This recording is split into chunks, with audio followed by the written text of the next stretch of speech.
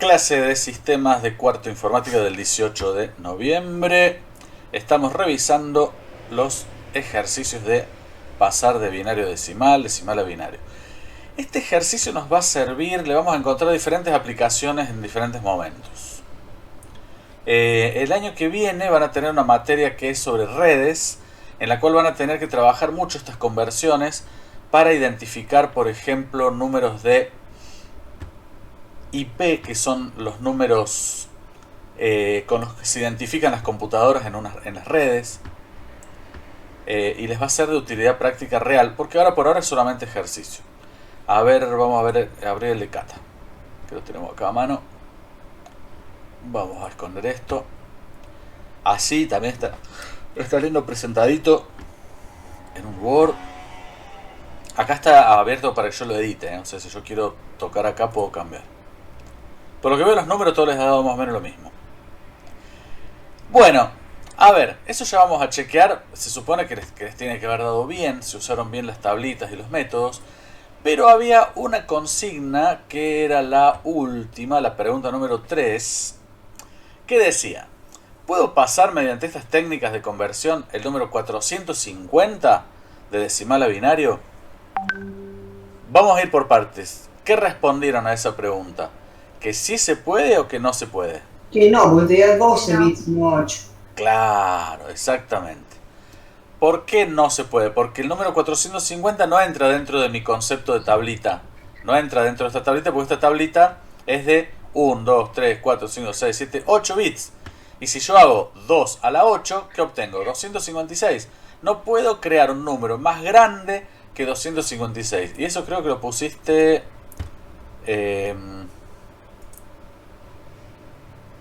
Oye. Acá está. Creo que lo había explicado Gonzalo acá, porque yo lo vi eso anoche cuando me puse a mirar qué habían entregado.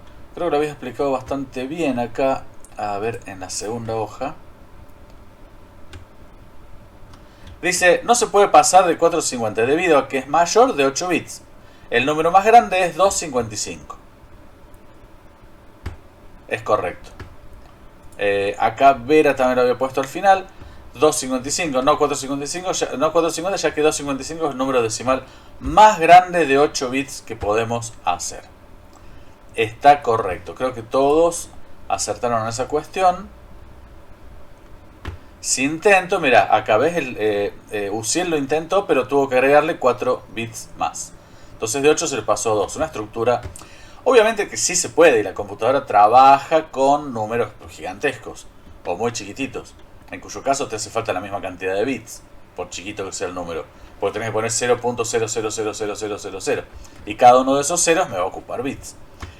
Pero claro, ya trabajamos con estructuras más complejas que van dándose al encadenar o concatenar bytes en las estructuras. Pero con esta técnica manual, digamos que está bien. Llegaron a la conclusión correcta de que no se puede. Y acá me respondieron también cuál es el número decimal más grande, el 255. Claro, 255 porque tenemos que incluir el 000, que sería la combinación número 256. 256 en total. Número decimal más grande, 255. Bueno, niños y niñas, vamos a pasar a este PowerPoint que les quiero mostrar, que tiene que ver con ya también la aplicación y el uso práctico de todas estas cuestiones. Y ya ir metiéndonos en otra unidad de medición, que son los hertz. Ahora vamos a trabajar un poquito sobre eso.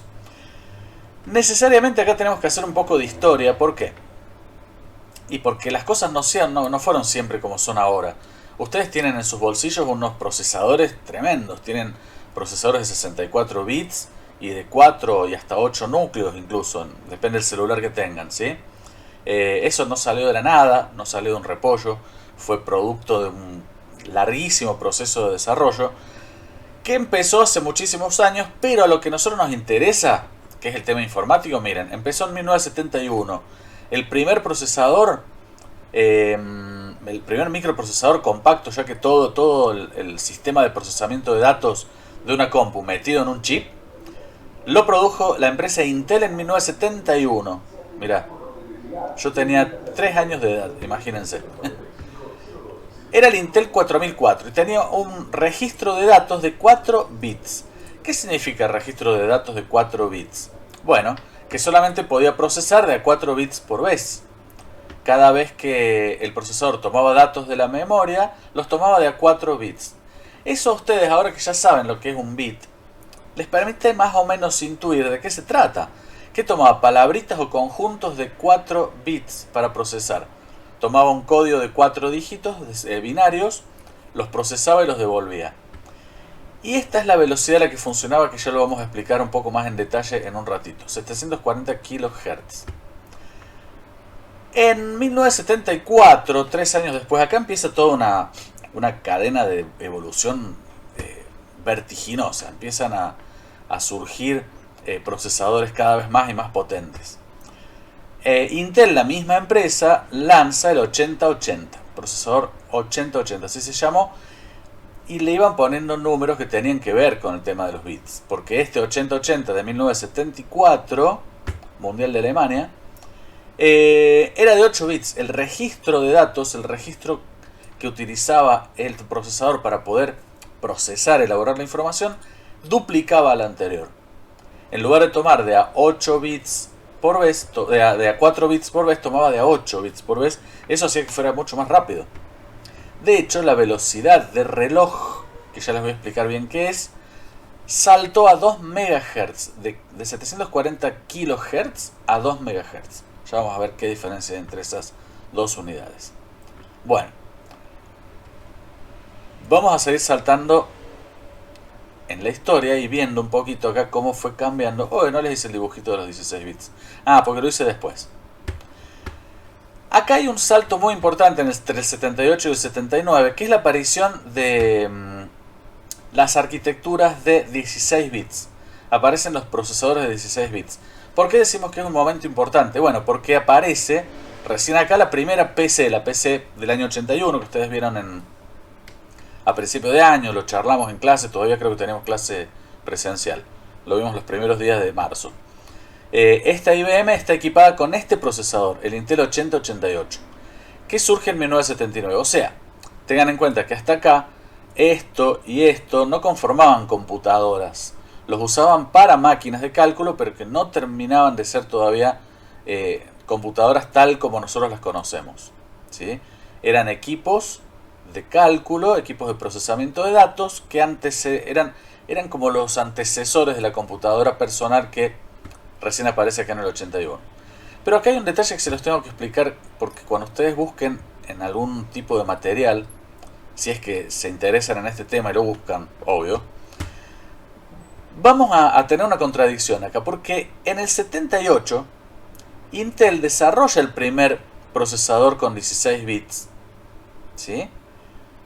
Con bus de datos de 16 bits. ¿Qué significa el bus de datos? El microprocesador tiene muchas partes, tiene muchos componentes. Nosotros nos estamos dedicando por ahora solamente a analizar el registro de datos, que es donde se cocina la información, por decirlo de alguna manera. Conocemos el ejemplo de la sartén con las hamburguesas, ¿se acuerdan? Bueno, ese registro de datos, el procesador 8086, lo tenía de 16 bits y el 8088 también, ¿sí? O sea que podía tomar de a 2 bytes por vez. Estaba re bueno este procesador porque en este registro de datos podía trabajar de a dos conjuntos, de a 2 bytes en forma simultánea. Ahora vamos a analizar qué es el bus de datos. Acá está pintado de verde el bus de datos. ¿Qué es el bus de datos? Y bueno, lo que conecta al procesador con el exterior. El microprocesador tiene que efectuar sus tareas, pero, a ver, una vez que lo hace lo tiene que mandar a algún lado y lo recibe también de otro lado. ¿De dónde? De la memoria RAM, ¿sí? La memoria es la que le da al procesador la información. El procesador la lee de ahí, después la devuelve procesada a la RAM y se va a otro lado. Se va al video, a la impresora, al sonido, al parlante, ¿sí? Bueno, este i8086 tenía la particularidad de que el registro de datos era de 16 bits y el bus de datos también. ¿Qué significaba eso? Que en un solo ciclo de reloj, o sea, en una orden de ejecución de trabajos, el tipo te procesaba los 2 bytes. Un byte acá y otro byte abajo. Los tomaba todos completos y los enviaba. El 8088 no. miren qué estructura que tenía el 8088. Tenía un registro de datos de 16 bits, pero el bus de datos era de 8. ¿Qué significaba eso? Ya viendo el dibujo se dan cuenta, pero creo que es fácil, rápido que intuyan que necesitaba 2 ciclos de reloj para procesar esto. ¿Por qué? Porque él lo procesaba, sí, pero tenía que recibir y enviar de a 8. El tipo procesaba de a 16, pero enviaba y recibía de a 8. Eso le insumía el doble de tiempo que a este. A ver, es como si vos tenés en una cocina de un restaurante una plancha que te tira 16 hamburguesas, pero la bandeja del mozo, y tenés un solo mozo, tiene espacio para 8 hamburguesas. ¿Se entiende? Entonces, por más que vos cocines las 16, ¿sí? El mozo va a poder llevar a repartir a las mesas 8. Y después tiene que volver y buscar las otras 8. ¿Sí? ¿Se entiende esa analogía? Sí. Clic, clic. Más o menos. Pensá que estas son hamburguesas que puede cocinar una plancha. ¿Sí? Y vos tenés en la plancha de la cocina las 16 hamburguesas. Y acá tenés un mozo que tiene una bandeja que le entran las 16 hamburguesas. Entonces cada vez que sale una cocinada completa de hamburguesas, el mozo va y las reparte todas. De un solo saque. No tiene que volver a la cocina. En cambio acá en este restaurante tenemos un mozo con una bandeja chica. La plancha es igual de grande, te cocina 16 hamburguesas de un solo tirón. Pero el mozo te puede llevar de 8 nada más. Entonces tiene que ir con las 8, las reparte y vuelve. Carga de nuevo la bandeja y las reparte y vuelve. Ah, ahora sí la entiendo. Bueno, ahora, ¿por qué? Porque la primera PC de 1981 usa este procesador más lento en lugar de este. Si Intel ya tenía desarrollado en el 78 este, ¿por qué no lo usan acá? ¿Por qué acá optaron por un procesador peor, digamos, en cuanto a calidad? Porque la IBM PC del 81 usa este modelo de restaurante con un mozo con bandeja chica. Bueno, la respuesta es el costo. El costo de producir este procesador era muy alto en esa época, era muy elevado. Era carísimo fabricar estos procesadores en cantidades para poner a una computadora que querían hacerla barata para la gente. Estaban en un punto de inflexión en el que querían copar el mercado porque había muchas empresas peleando por ese lugar. Entonces deciden ponerle este procesador de menor capacidad, ¿sí? Por supuesto que este después aparece más adelante y equipa las primeras computadoras AT286, que los más viejos las tuvimos en algún momento, ¿sí? Pero es importante que sepan esto. Aparte, fíjense la diferencia de velocidad, era el doble directamente. El 8086, o sea este que tiene todo de 16 bits, andaba a 10 MHz. 10 MHz. La que usaron andaba a 5, era mucho más lenta. ¿Sí? Bien. Esto nos está obligando, chicos, cada vez más a analizar y explicar bien en detalle el tema de los hertz. ¿Qué es un hertz? Un hertz es un ciclo por segundo, es una unidad de medición de frecuencia en la cual sucede un determinado evento que generalmente está vinculado a señales eléctricas. Una señal eléctrica tiene un momento de apogeo, ¿sí? Y un momento de pico negativo y una vuelta a empezar. La corriente que circula a través de nuestros enchufes en las paredes es de este tipo y fluctúa a 60 Hz por segundo. Cada 60 veces por segundo alcanza su pico. Es una corriente pulsante. Nuestro corazón tiene un funcionamiento que es muy semejante, incluso tiene una impedancia eléctrica, por eso nos pueden tomar electrocardiogramas. Nos enchufan un aparatito y el aparatito dibuja en un papel los picos de funcionamiento de nuestro corazón, que no son más que pulsos eléctricos. ¿Sabían eso, no? Sí. Sí. Sí. Bien.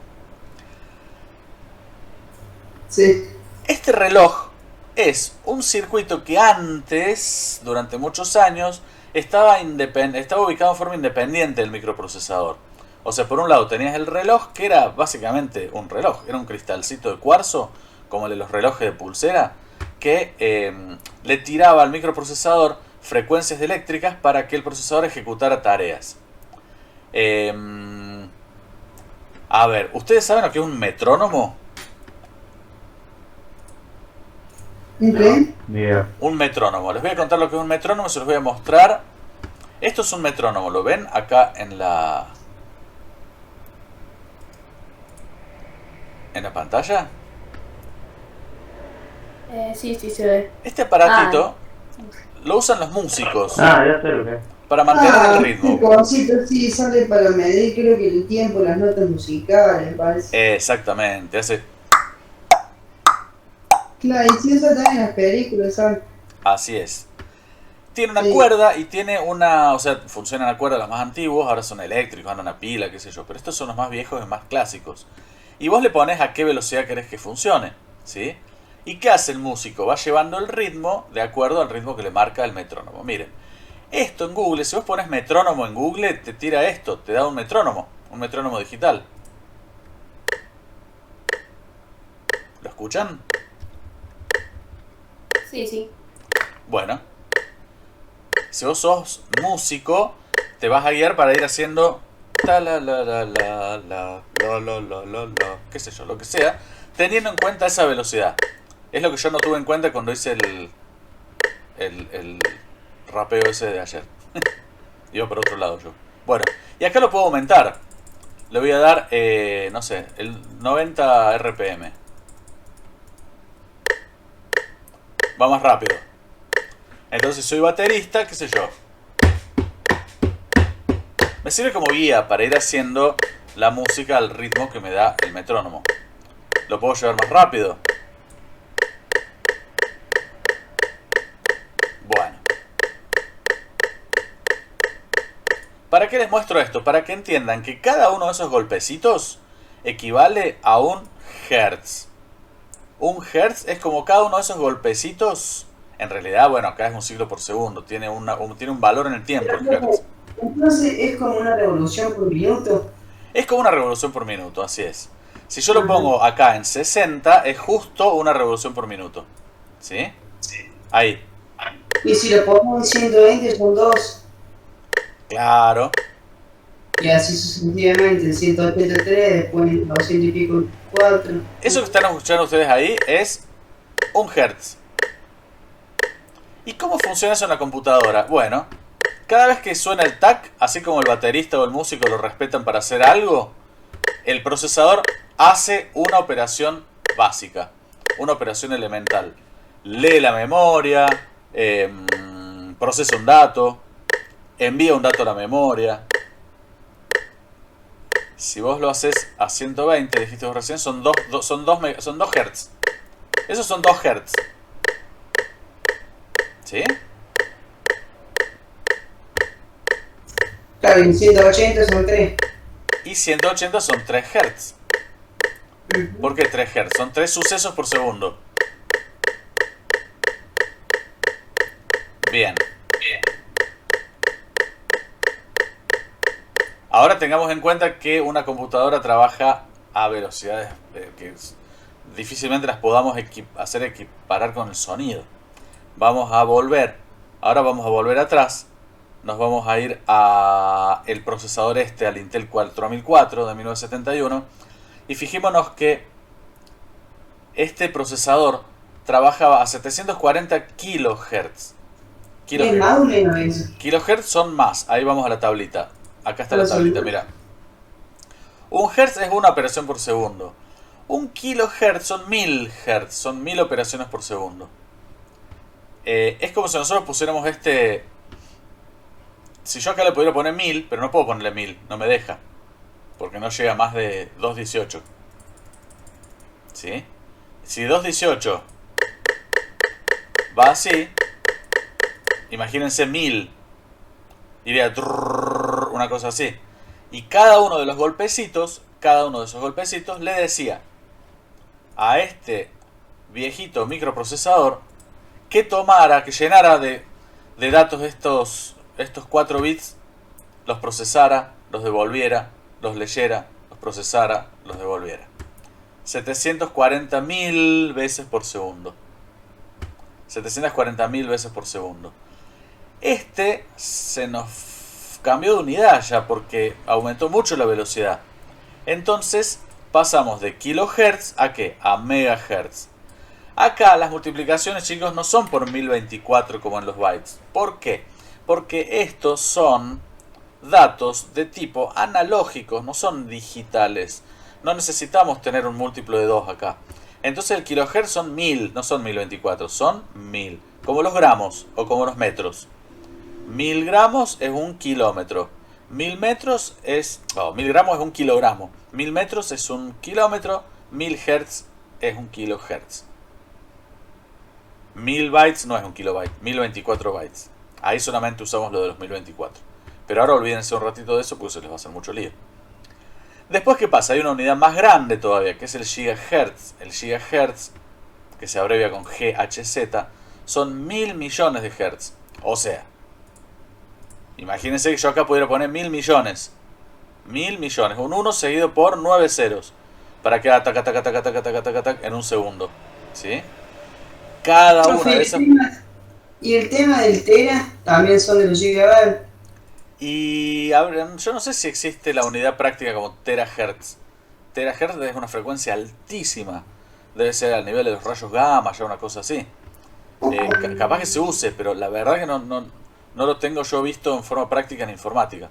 Nosotros andamos por ahora con el gigahertz y nos sobra porque estamos recién usando un dígito. 4 o 5 GHz como máxima velocidad de una compu. Uy, ¿quién quiere entrar? Melina. Hola Meli, ¿cómo te va? Buenas, ¿todo bien? ¿Cómo andas? Todo tranquilo. Vamos a ponerle presente a la Meli. Bien.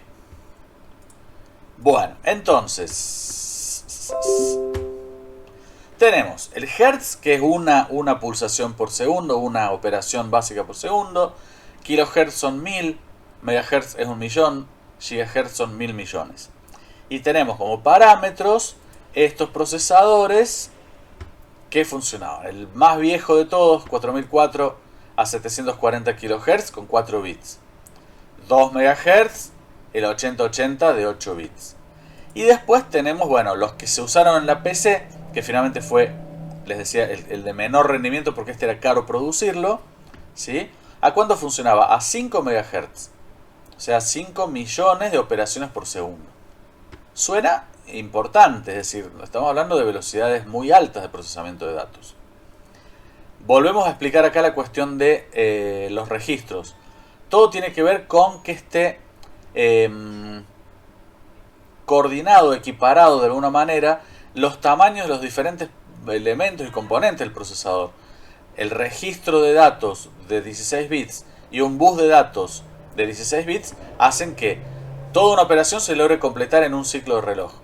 En cambio, cuando el bus de datos es más chico que el registro, te lleva 2 ciclos de reloj. Era el ejemplo de las hamburguesas. Miren, ¿qué pasa con esto? Vamos a hacer el ejemplo con el metrónomo. ¿Qué pasa durante un ciclo de reloj? Cada ciclo de reloj. Esto ocurre, depende la velocidad del procesador, miles de millones de veces por segundo, ¿sí?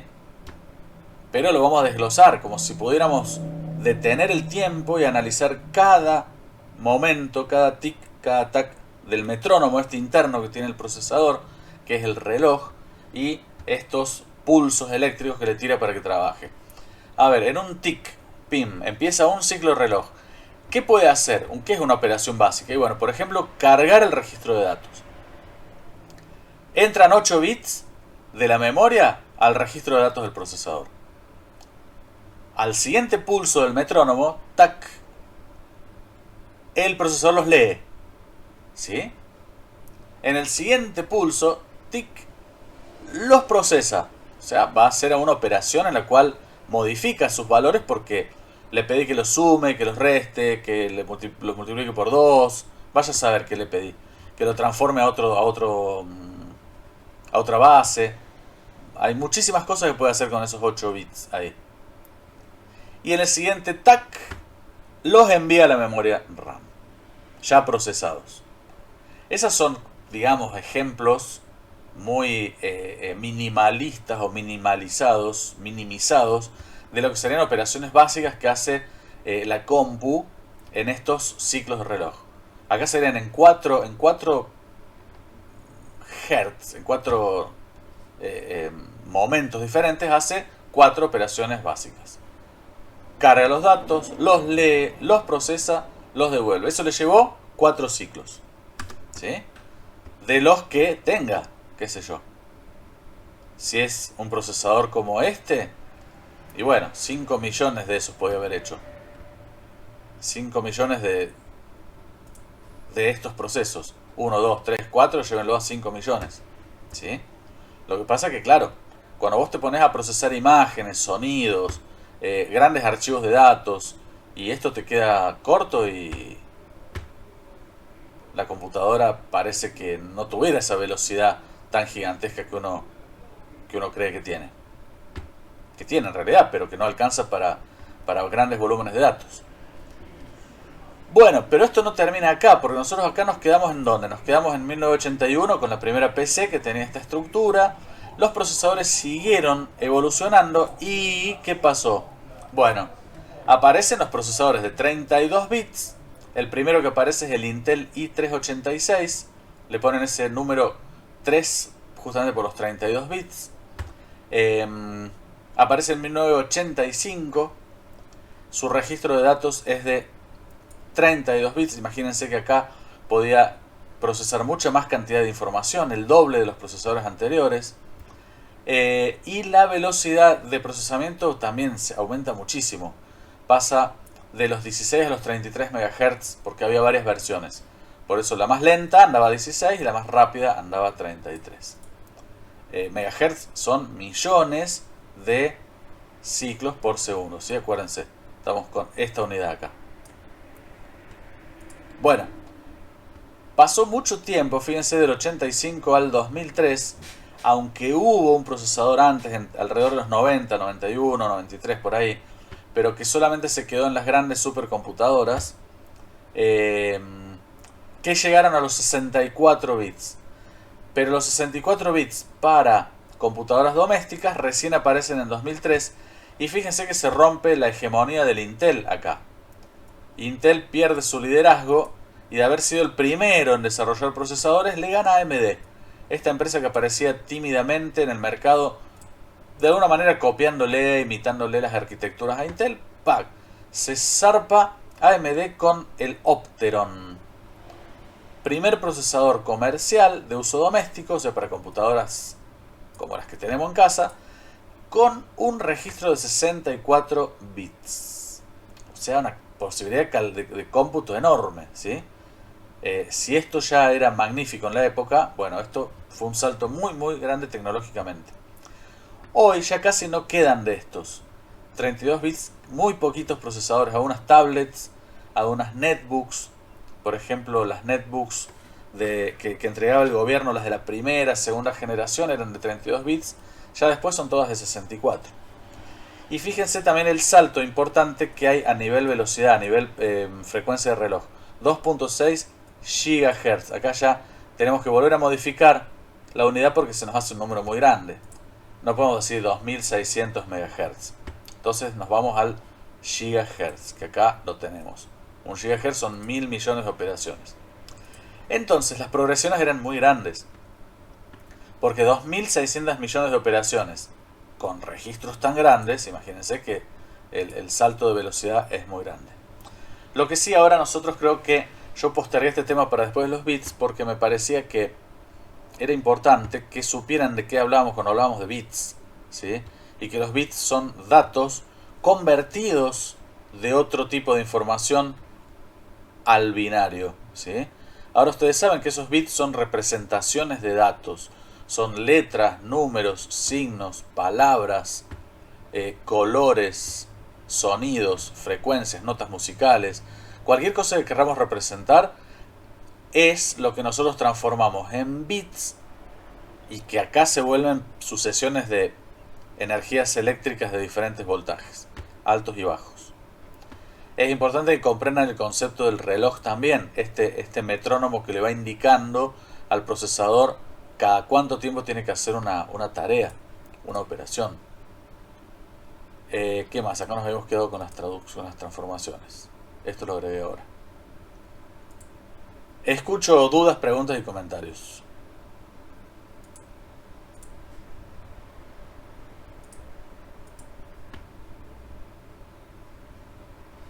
No, o sea, No, que- claro, sí.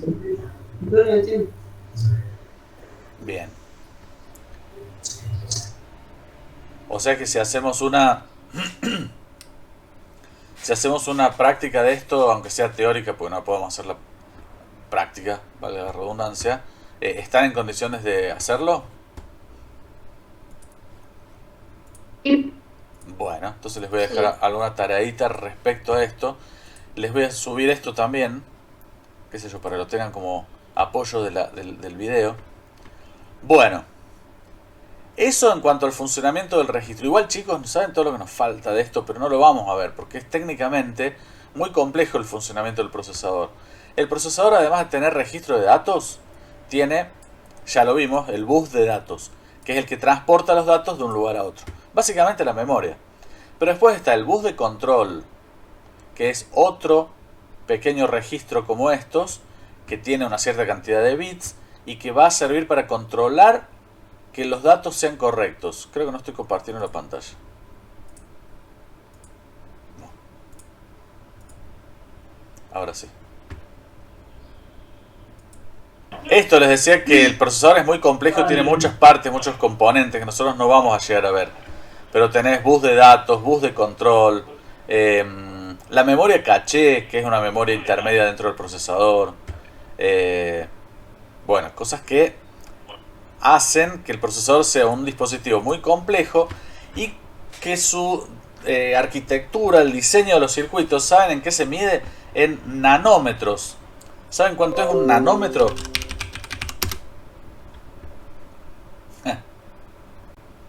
El nanómetro es... A ver si se puede ampliar acá. La 1000.000.000ª parte de un metro. La millonésima parte de un milímetro. ¿Sí? O sea, imagínense un milímetro dividido 1.000.000 de partes. ¿Sí? Eso es un nanómetro. Esos nanómetros son las unidades en las cuales se mide el tamaño o las magnitudes dentro de lo que es el circuito de un microprocesador. Así imagínense el grado de miniaturización que tiene.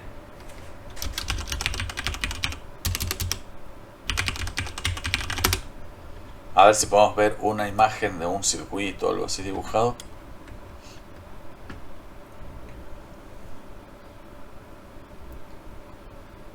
Mira. Primera generación de un transistor de 3 puertas.